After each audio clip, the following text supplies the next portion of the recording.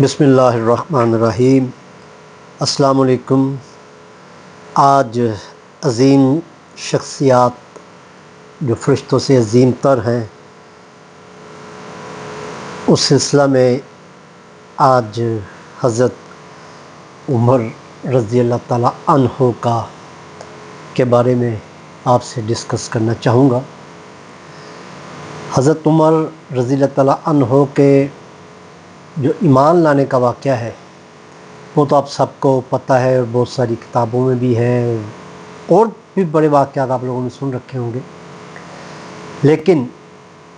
میں ان کی اس واقعے سے ہٹ کے کچھ باتیں کرنا چاہتا ہوں۔ حضرت عمر رضی اللہ تعالیٰ عنہ جس وقت بنے تھے امیر المومنین تو آپ کی فتوحات کا سلسلہ یہ تھا کہ آپ 23 لاکھ مربع میل پر آپ حکمران تھے، اور جو مسلمانوں کی سلطنت تھی آپ نے اس کو اس قدر وسیع کر دیا تھا کہ مشرق و مغرب میں مسلمانوں کی دھاک تھی، اور آپ کے انصاف کی دھوم تھی۔ ایک دفعہ ایک سفیر آپ کو مدینہ شریف میں ملنے کے لیے آئے، تو انہوں نے مدینہ میں آ کے لوگوں سے پوچھا کہ بھئی آپ کے امیر کا وہ محل کہاں ہے جہاں پر نہیں، امیر اس نے نہیں کہا تھا، اس نے کہا تھا آپ کے بادشاہ کا محل کہاں ہے، اور میں ان سے ملنے کے لیے آیا ہوں، میں فلاں ملک کا سفیر ہوں۔ تو لوگوں نے ہنستے ہوئے کہا جی ہمارے ہاں بادشاہ نہیں ہوتے، ہمارے امیر ہیں اور ان کے کوئی محل وغیرہ نہیں ہوتے،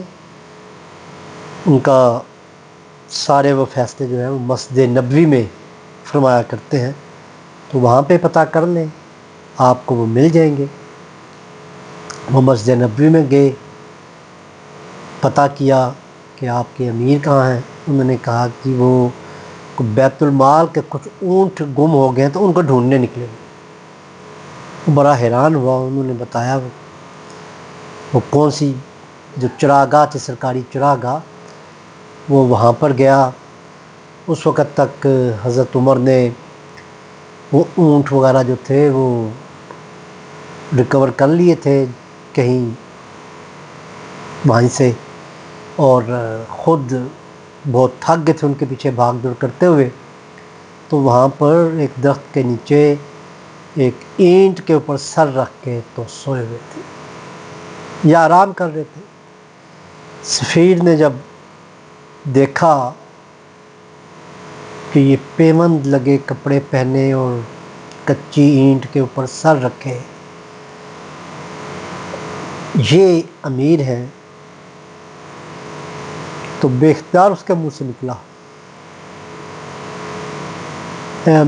امیر آپ انصاف کرتے ہیں اس لیے آپ کو کسی قسم کا ڈر خوف نہیں ہوتا، اور ہمارے حکمران عدل سے کوسوں دور رہتے ہیں اور ان کو بند دروازوں اونچی فصیلوں کے اندر بھی ان کو نیند نہیں آتی۔ دوسرا جو بڑا اہم واقعہ تھا میرے ذہن میں کہ یروشلم جب فتح ہو گیا، ابو عبیدہ بن جراح نے خوشخبری دی، امیر المومنین عمر فاروق رضی اللہ تعالیٰ عنہ جب وہاں پہ گئے تو ایک گھوڑے کی سواری تھی، ایک اونٹ کی سواری تھی، ہاں وہ اونٹ پہ سوار جب وہاں پہ گئے تو ساتھ ان کے ایک حبشی غلام تھا جس کو یہ مطلب باری لگا لی کہ بھئی کچھ فاصلہ جو ہے حضرت عمر جو ہے وہ بیٹھیں گے اونٹ پر اور نکیل جو ہے وہ غلام پکڑے گا. ظاہر ہے غلام بھی انسان تھے تو کچھ دیر سفر جو ہے وہ حضرت عمر اونٹ کی نکیل پکڑیں گے اور غلام جو ہے وہ حبشی غلام جو ہے وہ اونٹ پہ سواری کرے گا. تو اس طرح وہ جا رہے ہیں، جو فاصلے طے ہوتے گئے. تو اتفاق تھا کہ جب وہ یروشلم میں داخل ہونے لگے تو باری نکیل پکڑنے کی حضرت عمر رضی اللہ تعالیٰ عنہ کی تھی. غلام نے کہا کہ میں اپنی باری اپنی مرضی سے سرنڈر کرتا ہوں، آپ وہ بیٹھے، کیونکہ ہم ایک ایسے مفتوحہ علاقے میں جا رہے ہیں جہاں پر آپ کی ہمیں مطلب شان و شوکت اور اس سے جانا مقصود ہوگا. تو حضرت عمر رضی اللہ تعالیٰ عنہ نے اب وہ باری لینے سے انکار کر دیا، اور جب وہ اونٹ کی نکیل پکڑ کے جب وہ اس دروازے سے جو یروشلم کے اندر داخل ہوئے تو وہاں پہ بہت سارے لوگ استقبال کرنے کے لیے کھڑے ہوئے تھے. تو وہ آپس میں چہ مگویاں کر رہے تھے کہ یہ حبشی غلام جس کی وجہ سے یہ حبشی مطلب بڑے ہونٹوں والا، اور یہ اس کی وجہ سے ہم سب جو تھے یہاں پہ ڈر خوف اور ان کا پوری مطلب بڑا وہ ہے، بہت ڈر خوف ہے ان کا. تو ان سے تو اس کا تو غلام اچھا ہے، وہ زیادہ کچھ شکل ہے. اور یہ باتیں کر رہی تھی تو ابو عبیدہ بن جراح نے کہا کہ وہ جو امیر آپ سمجھ رہے ہیں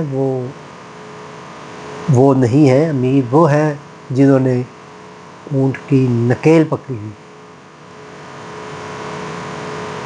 تو یہ تھے ہمارے وہ حکمران.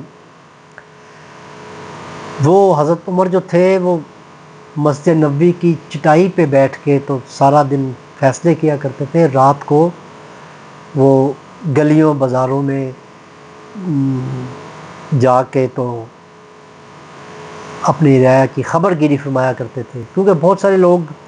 جہاد پہ ہوتے تھے تو ان کے گھروں میں کوئی مسئلہ نہ ہو تو وہ یہ جو خدمات یہ انجام دیتے تھے. حضرت عمر رضی اللہ تعالیٰ عنہ ایک رات کو گزر رہے تھے، بازار میں تھے وہ اپنے گلیوں میں سے، تو ایک گھر میں انہوں نے دیکھا کہ دھواں سا اٹھ رہا ہے. آپ گزر گئے، گھنٹے دو بعد دوبارہ آئے تو تب بھی اس گھر میں دھواں اٹھ رہا تھا. تیسری دفعہ جب آئے تو انہوں نے کہا کہ یہ اتنی رات گئے تک. ان کو تھوڑی تشویش ہوئی، انہوں نے دروازے پر ناک کیا تو اندر سے خاتون کی آواز آئی